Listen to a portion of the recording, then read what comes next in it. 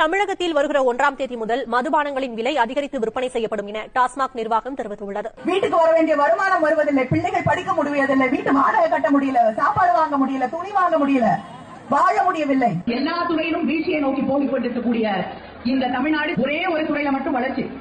அது எது? டாஸ்மாக்.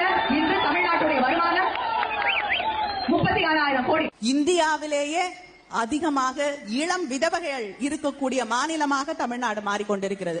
இளம் விதவைகள் நிச்சயமாக உறுதியாக நான் சொல்றேன், நிச்சயமா அதை செய்வோம். திமுகவுடைய முதல் கையெழுத்து மதுவிலக்கிற்கான கையெழுத்தாகத்தான் தலைவருடைய முதல் கையெழுத்து. மதுக்கடைகள் 10 மணிக்கு அப்புறம் மது விற்பனை இல்லைன்னு சொல்றாங்க. ஆனாலும் அதற்கப்புறம் 11-12 மணிக்கு கூட விற்கப்படுகிறது. நிச்சயமாக திமுக தலைவர்கள் அவர்கள் குடும்பங்கள் நேரடியாக நடத்தக்கூடிய மது ஆலைகள் மூடப்படும். நல்ல நேரம் எல்லாம் யாரும் பார்க்கலங்க. மதுவிலக்கு கொண்டு வரப்படும் பொழுது நாங்கள் அந்த ஆலைகளை மூடுவோம்.